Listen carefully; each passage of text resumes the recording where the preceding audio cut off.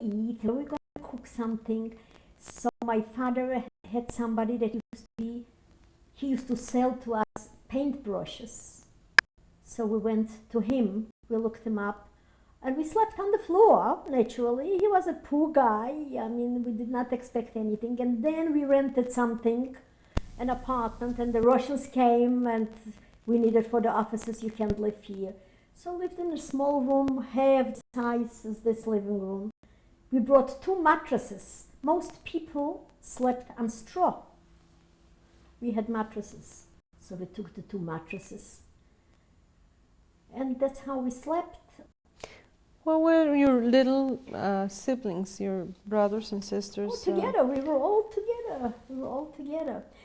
You were the oldest one? Yes, after we left, and we came and we saw that we could take out things.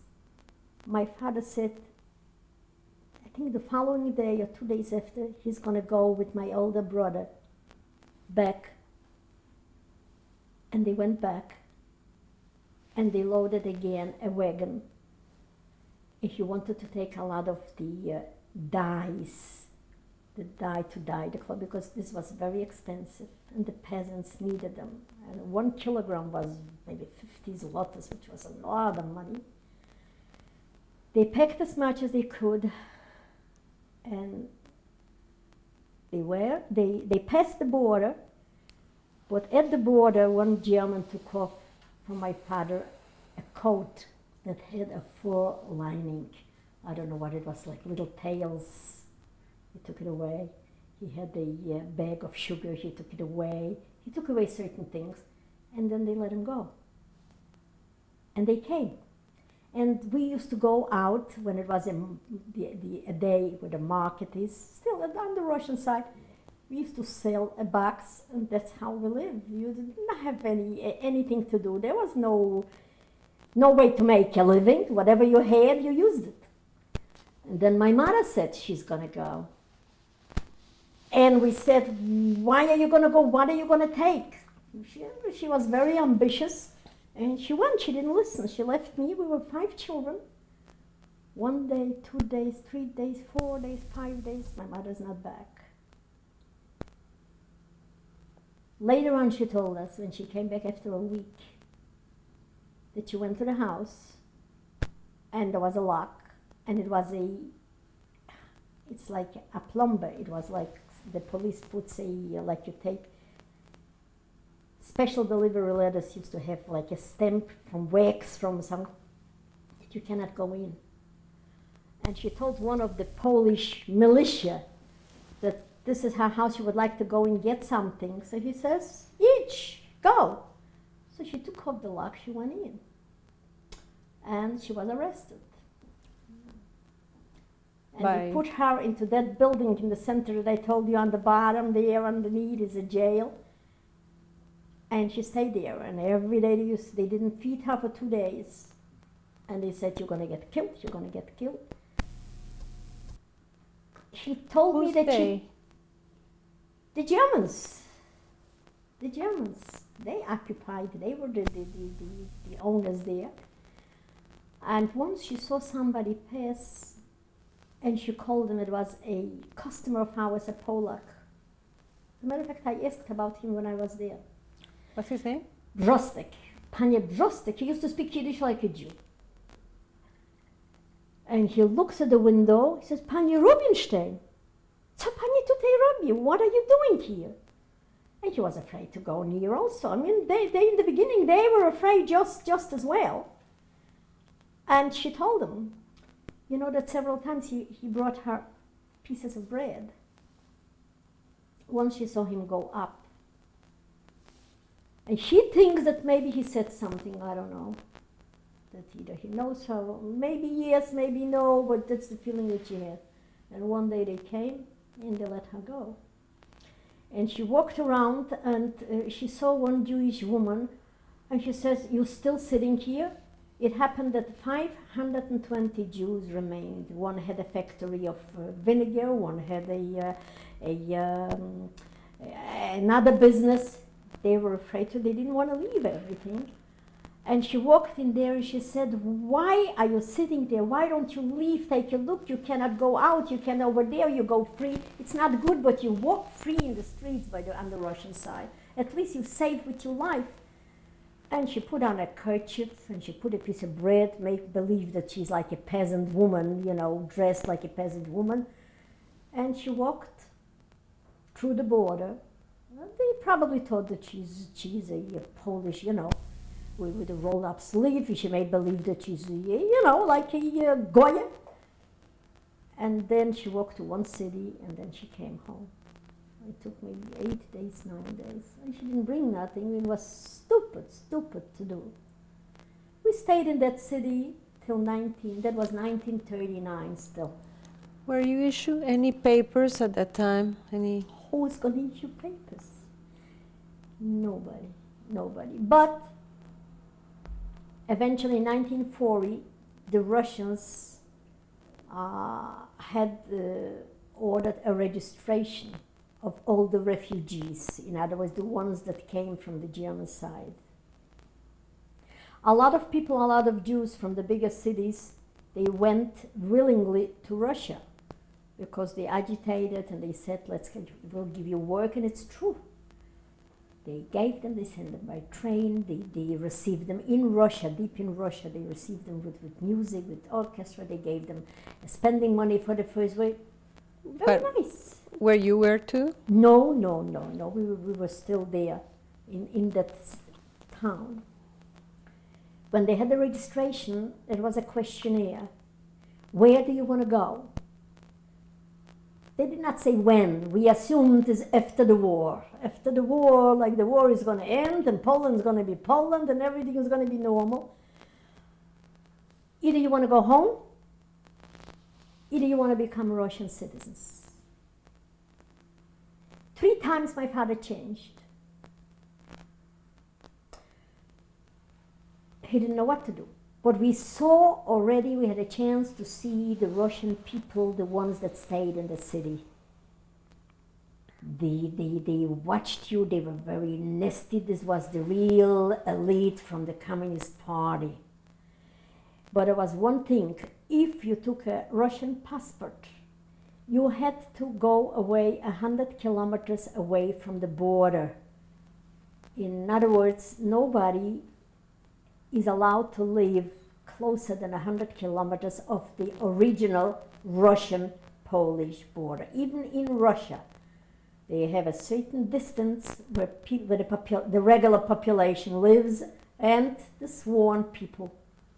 So you were treated as... We changed, and my father saw, there's some brought the wives already and the children and the way they lived, the way they were dressed and for what time. It's very backwards, very, average, very poor people. And my father said, they're not going to send us now to the Germans home because they knew that we ran away. After the war, I don't want to be all my life in prison.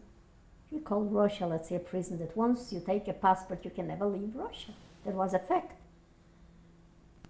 So he registered to go home after the war. When the time comes, there was no date, there was no... Sure enough, 1940, was during the summer, we saw trucks. The following day, we found out they took all the single people, the ones that had no families. When they have to arrest you, they come in the middle of the night, knock in the Russians. That was they are doing. And take whatever you can. Some of them did not let you take nothing, and onto the trucks, and they took them out. And some said, my wife is here, my wife is there, you cannot say nothing. And they took them away. So we expected that the same thing is going to happen to us. They have our names, they have our addresses. First they took the single people. My father decided to take all the jewelry, everything that was valuable. He had a brother in Bialystok. Bialystok was the largest city, and he lived there. So he sent with somebody everything to him. In case they send us through the border to the Germans, they shouldn't take it away. And otherwise, maybe we'll need it and he's not going to take it away from us. We don't know where we are going. We never got it back. They were killed.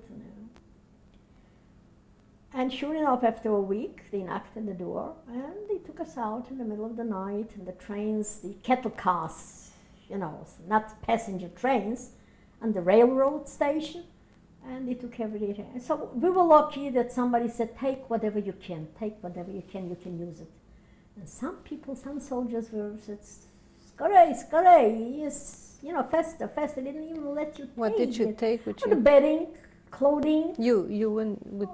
Me, saying my picture, this was the first thing, my memorabilia, And we left. And when we asked them, where are we going? They said home. Cattle cars, little window, we had 45 people in one car. They had like decks, a double deck underneath. People were sleeping on the floor, and the middle was again, like shelves, big shelves. People were sleeping there. To make the story short, 10 days, we traveled 10 days. And the third day they let us down when it was a stop. Was your family together? Yeah. All of you? Our whole family, together. And they let us go to the station and get kipiatok, which is boiled water, to make tea, to make whatever, And they gave so many grams of bread per head. And to go to the bathroom, there's no bathroom. Whenever there was a stop, it was not the main railroad station. It was to ship materials. When we stopped, they said, you have 15 minutes to do what you have to do. And it's tragic and it's painful how in one day you can become dehumanized. You have old people with beards, young children, women, boys, old, young. You had to let down your pants, do whatever you do in the front of everybody. And the soldier was standing on the side and faster. You could see some people that, they were crying. It's from shame. You lose the dignity. You lose everything. And those are people, European people supposedly civilized people. You become worse than an animal. So whenever we stopped and we saw the remnants, what other people like us left, we knew that somebody was here before us. So it took 10 days and we came north. What was your mother saying, or your father? Did you talk to them? My father was a very modern, knowledgeable, smart, very aloof person. He needed a lot of covet. Everybody, not that you owed it to him, but he expected the respect. We were a close family, but you cannot compare with families now. If I asked something, the only thing he said, no, you can't do it, you can't go. There was no explanation why. There was no, I would say, friendship. Maybe it's an overestimation. I mean, he was my friend, but there was no friendly relationship to explain to you. It was different. And my mother was different. But again, she was not exposed to the outside world. It was not like now when a husband is active, when he goes to a meeting, sometimes the wife is invited. She was with the kids. So they didn't tell you anything about why this was happening? Why? We knew what it was happening. We saw. We were not babies. We saw. We had so many people, And a lot of people were separated from the children. Because the children at home, they never found them until the end of the war. And they brought us north. It was a city, Arkhangelsk. It's a harbor city, a very large city. How you spell that? Arkhangelsk, it depends on what language. It's A-R-C-H, I would explain in Russian. Is Arhangelsk. It's the way it sounds. That's how you spell it in the Latin languages. Mm. And then they transferred us to barges. There was a large, wide lake that fell into the White Sea. Arhangelsk was near the White Sea. I would call it an ocean, I don't know. And they loaded us to these barges. What time of the year was that? That's in the middle of summer of 1940. 1940. And on this barge we were, 4 days, I think. Until on every, wherever there was a small village, they let some people off. They went farther, left some people off. They gave us herring, dried herring. There's a lot of fish there. Until we were unloaded, and we did not know if it's day or night, because we had from the North Pole, we had those beams. It looks like for the airplanes that you see sometimes at the airport on the sky when they show them where to go. That's how it looked, like green, yellow, rainbow color. And they told us it's nighttime. You could read a letter even. You know, it lasts only 2-3 weeks. And they assigned us a room, and they told us, this is your room. Oh, we had... For everybody, for your whole family? Or? My whole family in one room, and the corner was a kitchen, and it was sky, water, woods. That's it. Where were your grandparents? My grandmother on my mother's side was in Israel. Mm-hmm. My grandfather, the one that is in the picture with the Germans, he stayed home. He did not leave. Eventually, he was 87 years old, and he was killed. And his wife? His wife died 2 years before the war started. Thank you. We're going to change tapes now.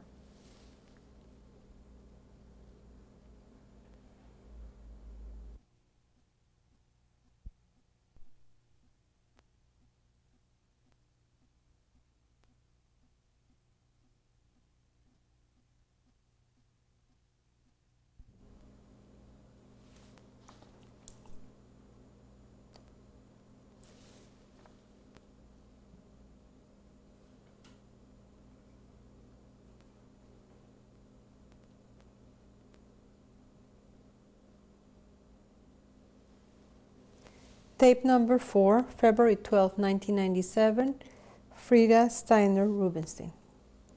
Mrs. Steiner, when did you get to Archangel? Excuse me? When did you get to Archangel at Arhangelsk? Arhangelsk? Oh, that was 10 days after they took us. It was 1940. I don't even remember the exact date. It was during the summer. How long did you stay there? I would say approximately about 15 months. The way I figure out.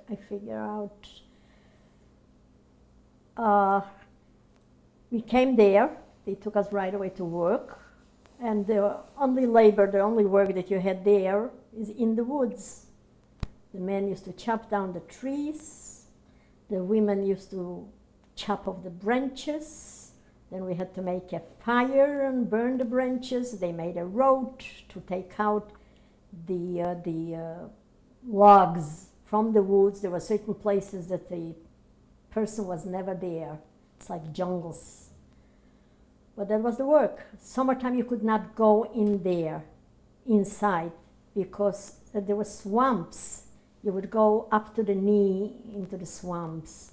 Not all of them were trees, some of them were bushes. So we worked whatever it was supposed to be done, we did it in the place closer to where we were living. Cooking, we had to go, they had a restaurant, a kitchen, a communal kitchen. They used to sell 1 soup, 2 soups, 3 soups. Sometimes you had to go in with a boat to catch a noodle or to catch a potato. And later on, we started going to one of the villages that they had, the Ukrainians, they were sent by Stalin in 1929. So they lived there. So we used to exchange a pair of silk stockings, something from the clothing, and they used to give you potatoes. You were not allowed to leave the place where you stayed at because we had somebody that took care and counted the people. We were not prisoners, we were like, but we did not have the real freedom. But we went anyway. Who went? My sister, that was a young girl. So my mother used to buy the soups, and she used to add a few potatoes inside, and we ate. Bread was rationed, so much and so much per person. The black bread was the minute you ate it, in an hour you gave it back. Later on, after 3 months, there was plentiful of bread you could buy, but you had to work. Over 16 years old, you had to go to work. You had to, otherwise you did not have a card for food. So my father worked, I worked, and 2 of my brothers worked. How about schooling? Think you had it. For us, schooling, no. How about religious observation? Nobody went into you. There were no churches, no synagogues, no. There was a few hundred people, us, some of the Polacks. Russians did not live there where we lived. There were certain, loads of wood, not chopped up, sewn up, that it was there for years, and they were waiting for somebody to come and throw it into the water and ship it someplace else. By the way, the boats were running on wood, not on diesel, not on anything else. Tractors, they used wood because there was so much wood. There was no distribution of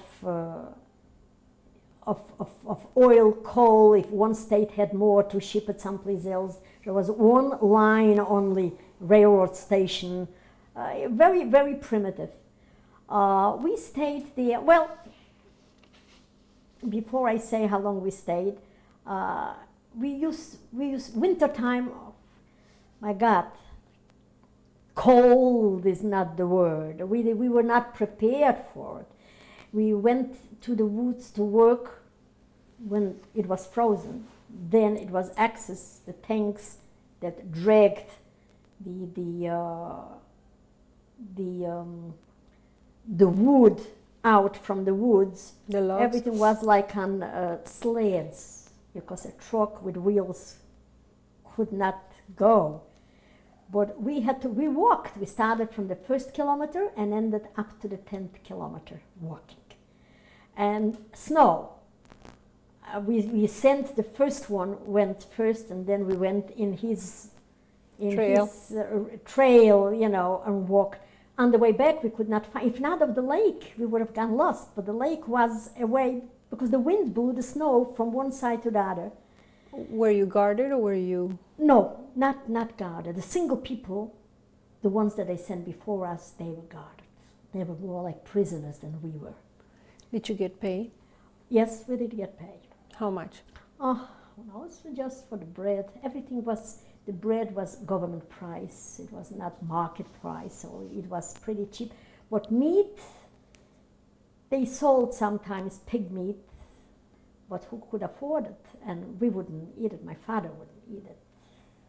He wouldn't eat it. He was observant. Did you observe any religious holidays or Shabbos? Shabbos. We had sometimes when we had to finish the norm, you had to go out to work. Sunday was the holiday, not Saturday. So there was nothing, but my father used to pray in the house. He used to pray. I mean, there was no restriction. Nobody came in to check. My youngest brother was, I think he was bar mitzvah at that time. We didn't do nothing. Passover we had. So we saved some flour, and not everybody had a stove in their room. Some of them were like barracks, and 10 families used an oven, a regular oven. So they used this oven to bake the few matzahs that they needed for the Seder. But Seder, it's a Seder. It's not a Seder. It was nothing, and they kept telling us, you're here forever, you're here forever. But then, in 1941, Russia and Germany had an agreement, a non-aggression agreement, if you are aware of it. Were you aware of it? Oh, sure, we are aware. We didn't have any papers, and some people couldn't even read Russian. We didn't How have about any you? school. I did not read any papers. I didn't have any papers, but we picked up Russian because we lived among.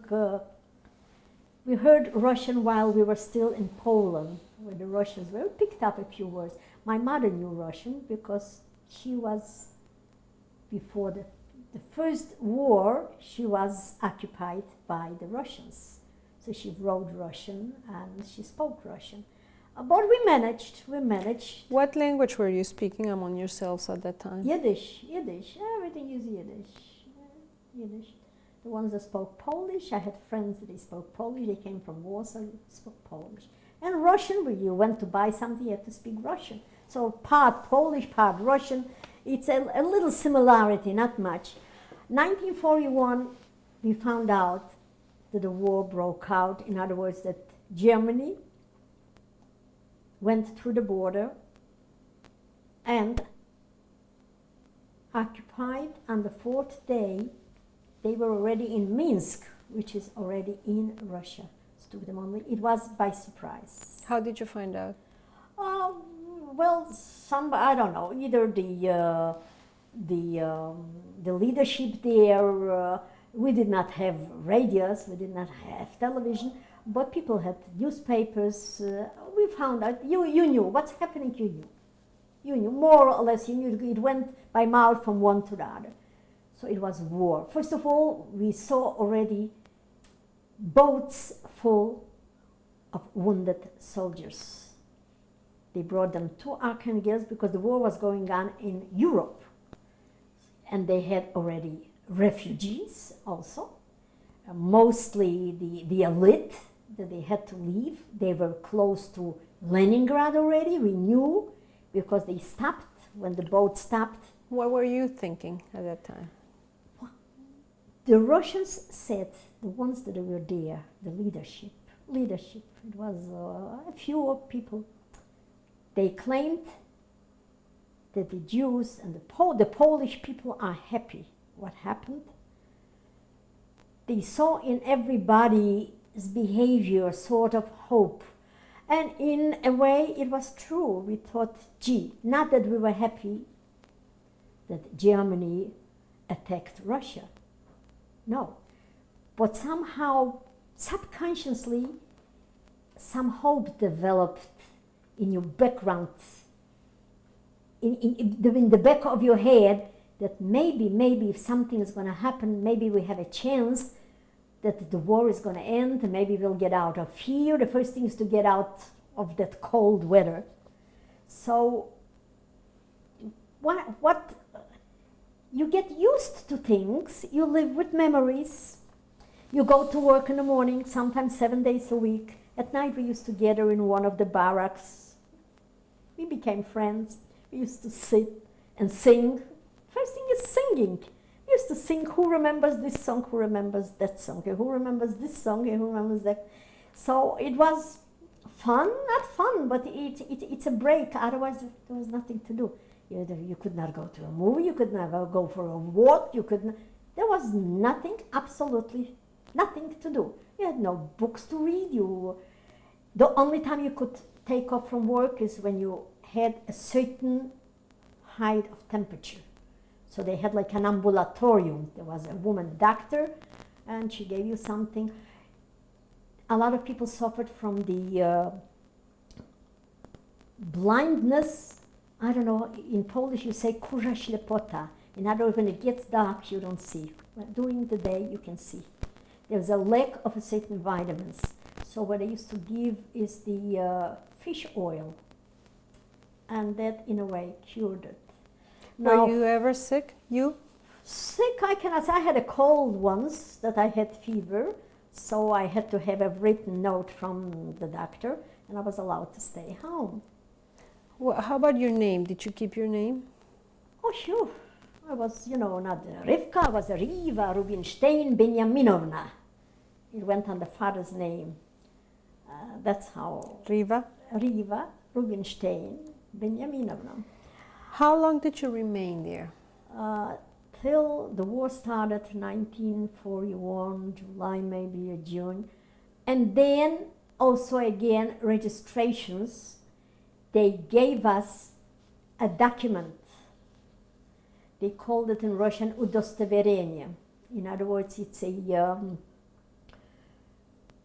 a piece of paper that you used to be a Polish citizen. And this, the Russians didn't do it of their goodwill, because at that time Russia became an ally of England, France, later on the United States.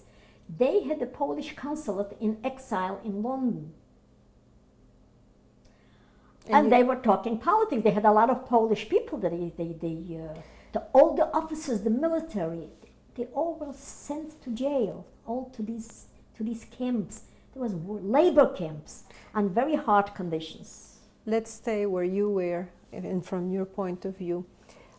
You got new papers? Yeah, identification of a Polish citizens. And they were talking that we might be able to leave Siberia. That was not the beginning of Siberia. We will be allowed to leave wherever we want to go. So where did you go? But it took time until all the paperwork. I had to walk 31 kilometers to a different place where they had the office to take the permit to be able to go on the boat. And with the boat we have to go to a railroad station a few days in order to be able to board a train. But we had to pay for it. And who's we? Your family? Your My father? family, everybody, all of us. The people that came with the boat, with the trains, we all stayed together. But your family was still all together. Everybody. Where did you go? We bought the tickets and we boarded the same